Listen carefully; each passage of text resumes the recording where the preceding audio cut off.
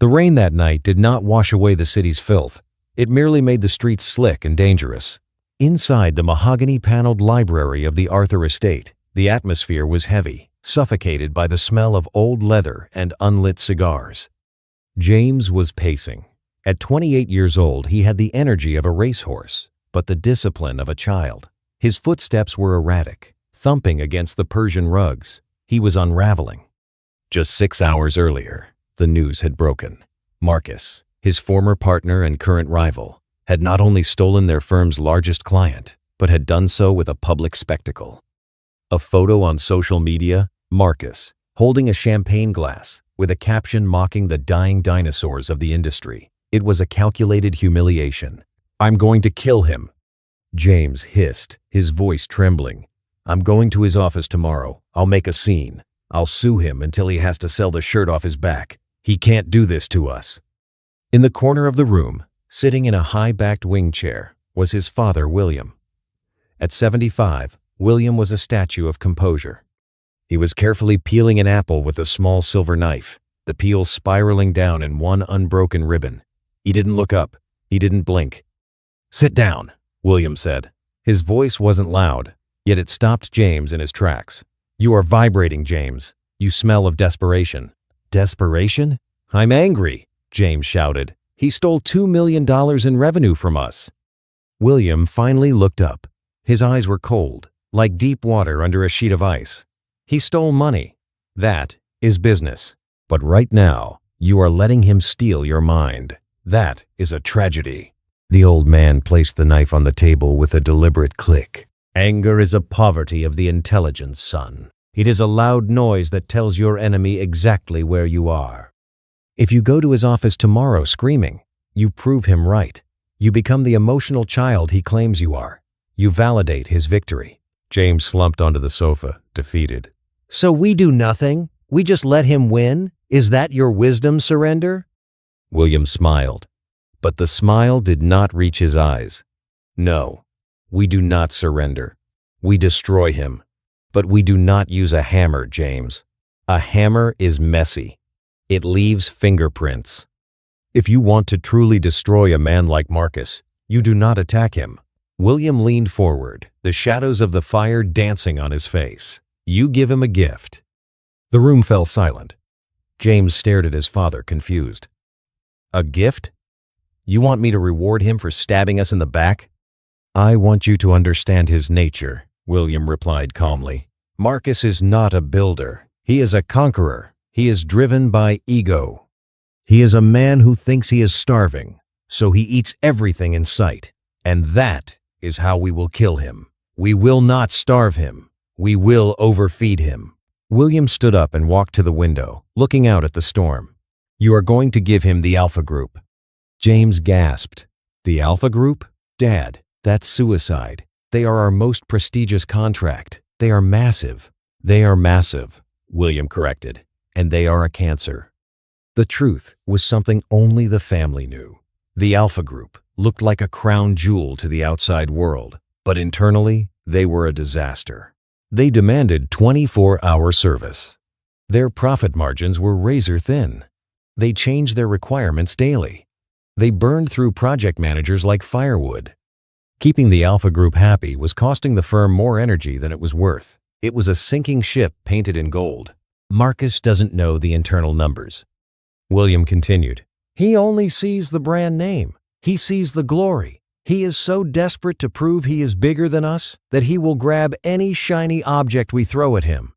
"So," James said, the gears finally turning in his head, "we hand him the poison." "We hand him the victory," William said softly. "You will go to him. You will not fight. You will bow. You will tell him that he has won. You will tell him that our firm is too old, too slow to handle a dynamic client like the Alpha Group. You will appeal to his vanity.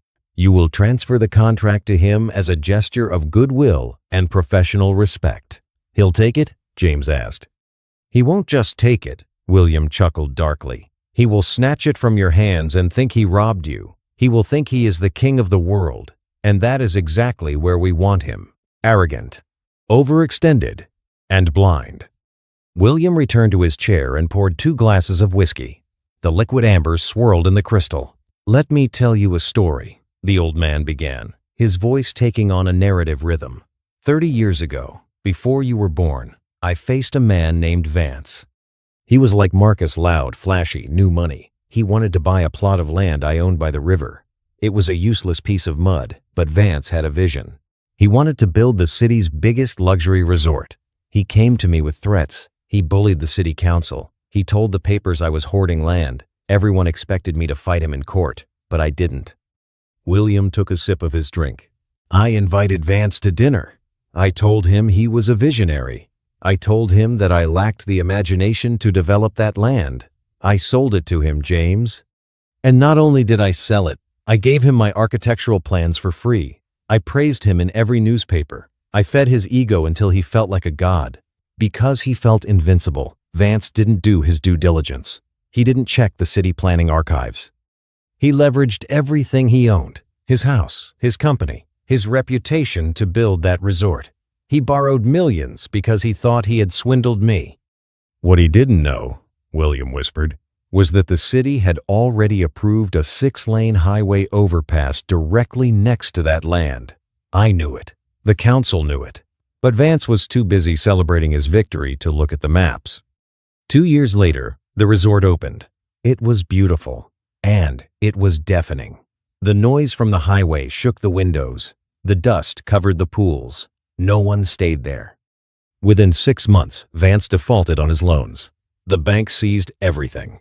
I bought the property back for 10 cents on the dollar and turned it into a warehouse. It made me a fortune. William pointed a finger at his son. Vance didn't die by my sword. He died because I gave him exactly what he wanted, at the wrong time. I handed him the rope, and his own arrogance tied the noose. 2 nights later, the stage was set. It was the annual industry gala, a ballroom filled with crystal chandeliers, expensive suits, and hollow laughter. James stood at the entrance. His heart was pounding against his ribs. Across the room, he saw Marcus.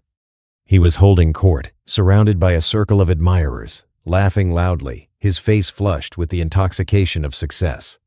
Every instinct in James's body screamed at him to turn around. His pride felt like a physical weight in his chest. To bow to this man, to smile at the enemy who humiliated him, it felt like swallowing glass.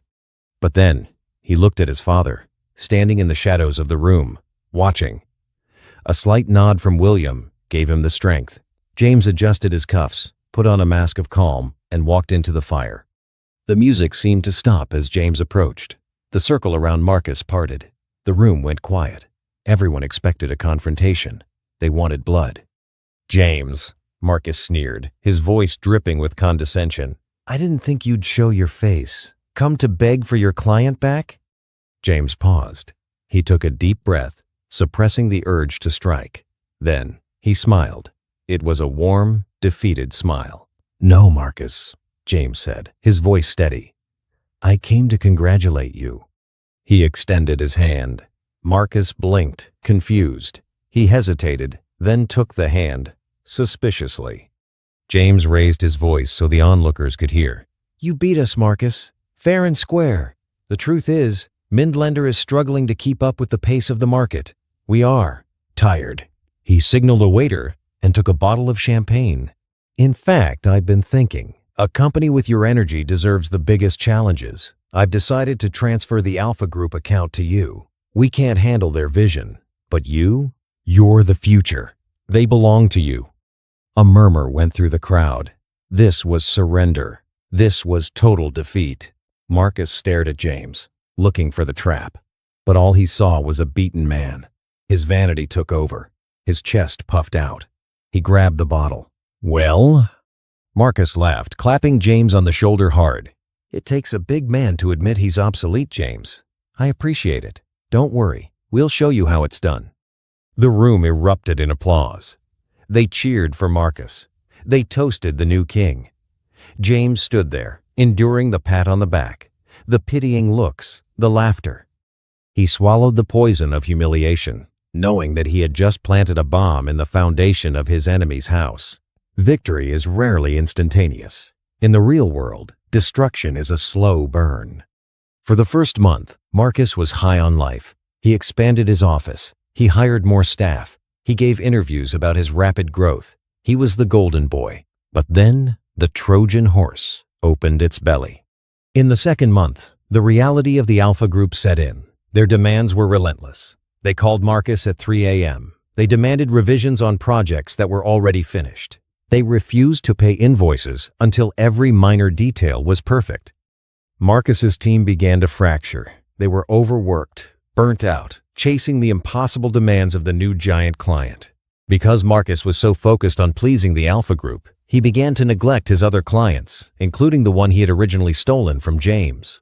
By the third month, the cracks were visible. Cash flow became a problem. The Alpha Group delayed a massive payment, citing a clerical error. Marcus, who had expanded his overhead based on projected income, suddenly couldn't make payroll. James watched it all from a distance. He didn't need spies. He just watched the news.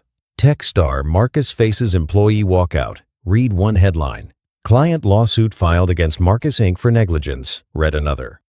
It was a domino effect. One failure triggered the next. The stress broke Marcus.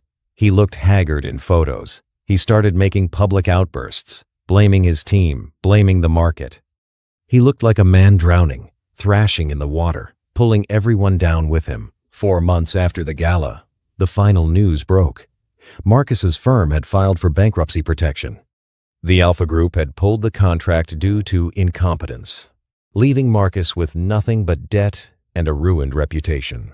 James stood on the balcony of the family estate, looking out at the city skyline. The lights of the skyscrapers shimmered like distant stars. It was a beautiful view, but tonight it felt different. The door opened, and William stepped out. He stood beside his son, leaning on the stone railing. "He's finished," James said quietly. "He lost everything. He lost what he never really had," William replied. James turned to his father. "I thought I would feel happy. I thought revenge would feel like fire, but it feels cold." William nodded slowly. "That is the temperature of power, James. Heat is for the impulsive. Heat is for the angry. Power is cold because it requires detachment." The old man looked at his son, his eyes piercing through the dark. "You learned the most important lesson today. The world does not belong to the loud. It does not belong to those who fight with their fists. It belongs to those who understand human nature." You didn't destroy Marcus. You simply gave him what he wanted until it crushed him. You let him be the architect of his own fall. William turned back to the door, leaving James alone with the city. "Remember this," his father's voice floated back. "If you want to control your enemies, do not become their opponent. Become their benefactor. It is much harder to fight the hand that feeds you." James looked back at the city. He took a sip of his drink. The anger was gone. The boy who wanted to scream was gone. In his place stood a man who understood the game, and the game was played in silence. This is Abundance Mind. We don't just teach you how to make money. We teach you how to survive the people who have it. Subscribe or remain the prey.